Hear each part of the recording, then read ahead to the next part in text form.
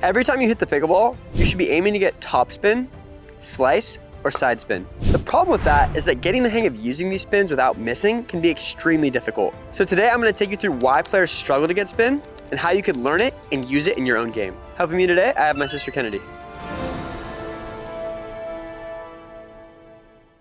Before I get into how to hit the spins though, I wanna go over each spin specifically and what they do. So when you use each spin, it has a different effect on how the ball flies through the air. So the first spin that we're gonna cover is topspin, which is where the ball is essentially spinning away from you as if the ball is rolling away from you. So it has that forward rotation. And when you hit topspin, what happens is two things. The first thing is that the ball drops quicker. So because of the physics of what's happening when the ball's spinning away from you, it makes it fall faster. So it's almost like there's more gravity. It sucks the ball down, giving you the ability to hit harder without sailing the ball long. The second thing that happens is when the ball bounces, it jets off more just because the ball is spinning away from you. So when it bounces, it sort of springs towards your opponent, which can make things super tricky. So it's a variety of different ways you can use topspin, which I'm gonna go over. Right now we're just dinking. But one thing to keep in mind is that most players can't hit topspin because they're making one critical error with their technique. I'm gonna cover that too. And if you're the kind of player that doesn't really necessarily get the most topspin on their shots, wait for the technique section because we're gonna go super deep into it. The next type of spin that you need to learn is slice or underspin as people call it. And all that is the exact opposite of topspin. So when you're hitting slice, the ball is spinning towards you. What it looks like when we're dinking is this. So we're coming under the ball to make the ball spin towards you. And when you do that, what happens is it's the exact opposite of topspin. The ball actually floats in the air a little bit longer. And you might be kind of confused as to why you do that, which I'll go over later, but pretty much slicing is generally when you're going for more accuracy and consistency. And I'll explain how you switch between topspin and slice too, but generally this is what slice looks like. Another thing though that players don't know is that there's two different types of slice. So right now we're doing one type of slice. Later I'm gonna show you the other type of slice when we get into the technique section. But know that slice and topspin are the two most fundamental spins that you should be going for on every single shot. The last spin I'm gonna talk about is sidespin, and there's a few different ways you can use sidespin, but pretty much what sidespin does is it makes the ball curve in the air, and sometimes it makes it jump to the side off the bounce. So you see, if I hit sidespin here, the bounce sort of goes off that way, right?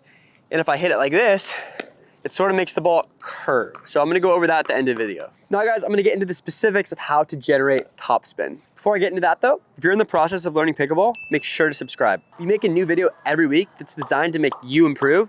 So if you're trying to make that happen, make sure to subscribe. So to get topspin, all you need to do is what's called the brush. So what the brush is an upward motion where you ride up the back of the ball. And this applies to any stroke, whether it be a dink, a drive, a serve.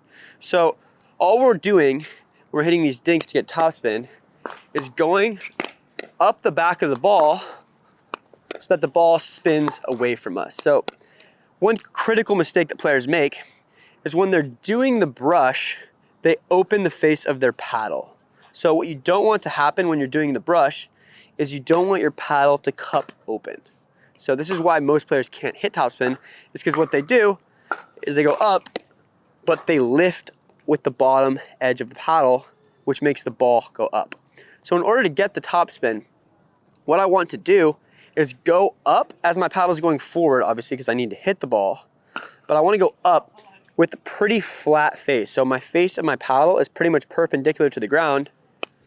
And when I go up like that, it might open up a little bit, but because it's perpendicular to the ground, it spins the ball away from me. And to make the brush happen, you need to make sure before you hit the ball, you're below it, and after it, you're above it, right? So when you're taking your paddle back, you need to keep that in mind, that you should be going towards your ball at a lower angle. So you see when I hit these drives, I'm a little bit below the ball, and then I end it a little bit above the ball, and that's how I generate topspin. So you see, the way I do it on this shot is different than my dink, but the idea is the same. I'm riding up the back of the ball as I'm moving my paddle forward, and that's what generates the spin. And when it comes to backhands, getting topspin is definitely a lot harder, but regardless of whether you have a one-hander or a two-hander, you can still do it. I have a two-hander, so the one-hander is not my most natural, But all I'm doing to get topspin is riding up the back of the ball, and you can see I'm getting a lot of spin when I'm doing that. So it's just the same exact brushing motion coming up the back of the ball. And of course, to get this down to where you can actually use it in a game, you need to do a lot of practice. My favorite way to start off practicing topspin is to just hit serves. So me and Kennedy both played college tennis, so to us, getting topspin came very naturally. But if you didn't play tennis or you're just getting started, getting topspin with the pickleball paddle might not be natural. So the way that you get used to it and used to trying is with repetition. So with my serve, I can really exaggerate how much topspin I'm trying to get, and I can get used to getting the right level. So when you're doing the brush, it's really easy to do too much. But if you go straight up and down with your paddle, the ball doesn't go anywhere. So by practicing with a serve, you can get the right balance of forward movement and drive with your shoulder and upward and downward motion to get the brush. So when I'm hitting a serve, the trajectory of my paddle actually looks more like this. So I'm not going straight up and down. I'm going forward as I'm going up. So you'll see, I'm actually getting a lot of topspin on that serve though. So every shot that you hit topspin is a little different.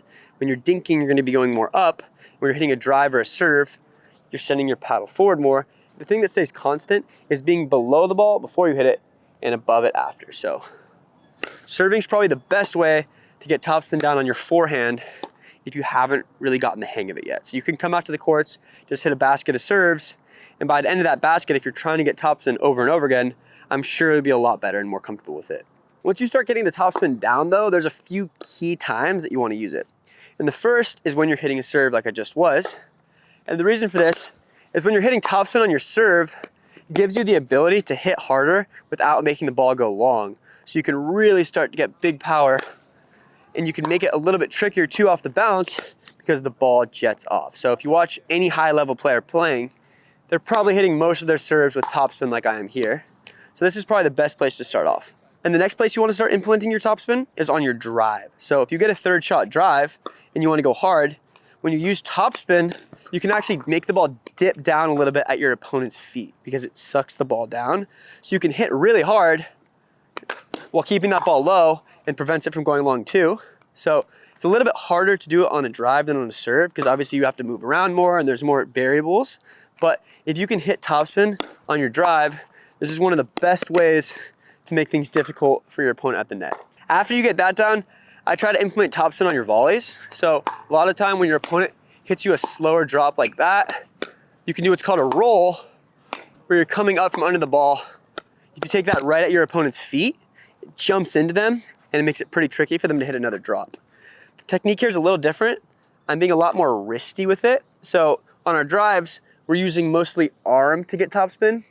On our roll volley, we're using mostly wrist. So if you see, when I hit that shot, all I do is I dip down below the ball and I brush up the back of it with my wrist. So you can really get topspin, or you can really do the brush with your wrist and with your arm. And I recommend more wrist for volleys, more arm for your ground strokes, meaning from the back of the court, and more arm on your serve. And the last place you can get topspin is on your drops and your dinks. So if I'm hitting the ball into the kitchen and I use topspin, it makes the bounce a lot more difficult, and it also makes the ball drop quicker. So it's actually probably the hardest type of drop or dink for your opponents to return, but it can be pretty challenging to be accurate because here I'm doing a lot more upward motion. I'm not using any wrist, but I'm hitting the ball so soft that it requires a lot of feel and practice to be able to consistently make this shot. So when I'm dinking, usually I dink cross court when I'm doing topspin. When I'm doing a cross court topspin dink, I'm hitting the ball even softer, just brushing up the back of the ball. So this is probably the last step of implementing topspin into your game. But if you watch pros, they're doing topspin dinks and topspin drops all the time. So when we think about topspin, topspin's the best spin for being aggressive. But slice is the best spin for maximizing your consistency, and it's the best for if you're on defense. So now we're gonna go through slice. Before I get into that though, I wanna show you how you can practice topspin on the Dink Master. In these examples, I'm working on my brushing motion, and because the Dink Master is angled upward, the ball actually pops up, giving me immediate feedback. So when I see the ball pop up, I know that I'm getting a good amount of topspin. And on the Dink Master, you can also work on your topspin roll volleys like I just showed you, like this. This kind of repetition is exactly what you need to get the hang of generating topspin. So if you want to check out the Dink Master, make sure to head to our site. So to hit slice, all you need to be doing is the opposite of what you do with topspin, because the spin is the opposite. So on topspin, we're brushing up the back of the ball.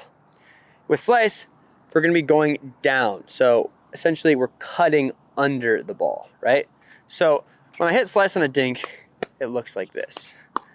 I'm leading with the bottom edge under the ball. And the big mistake that players make when they're getting slice is they do what's called chopping. So if I was to hit the ball like this, I get a ton of slice, but because I'm moving my hand so up to down, I lose all of my control in my field. So when I'm hitting slice in pickleball, I'm never trying to get an extreme amount of slice. I'm essentially just leading under the ball with the bottom edge of my paddle. So I'm never like chopping at it. I'm just going under it a little bit, because getting a ton of slice doesn't really do much for us anyway. So we're using that little bit of slice for control. If I'm just trying to get an extreme amount of slice on a dink or on any shot in pickleball, it doesn't really do anything for me, and it doesn't really make things more difficult for my opponent. So what are the two different types of slice? Well, the first type of slice is what you use on a drop or a dink, where all I'm really doing to get my slice is going under the ball with the bottom edge of my paddle. So you see, by the time that I finish hitting that shot, my paddle is pretty much facing up, because after I hit the ball, I'm sort of cupping under it. So there's no name for this type of slice, but it's the type of slice that you use when you're hitting the ball soft. So when I'm hitting a dink, I do the exact same thing. I'm just cupping under the ball, and that's the way that I get that backspin. And the next type of slice that you use is when you're hitting the ball harder, and the main shot that high-level players do this on is the return, which looks like this. So there, we'd call that kind of shot a chip. And I'm getting my bottom edge under the paddle, just like I do when I'm hitting it softly, but most of my slice is coming from a higher to lower motion. So I'm getting a lot of power, and because I'm going down, it generates a lot more spin than the first type of slice. Let me show you another example on the backhand. So it's a lot stiffer of a motion, and you generate a lot more spin because you're swinging so much faster. So getting the feel on the first type of slice versus the second type of slice is a little bit different, so you'll need to practice both of them separately. What's important though is that you're not trying to hit the chip though when we're hitting our soft slice, because look, if I try to go for that same motion where I'm stiffer and cutting more, it becomes really hard to be accurate. So to show you again what the slower type of slice looks like, we're really massaging the ball more and coming under it, right? I'm not getting nearly as much spin as when I chip. It does have backspin, but I'm not necessarily cutting as hard.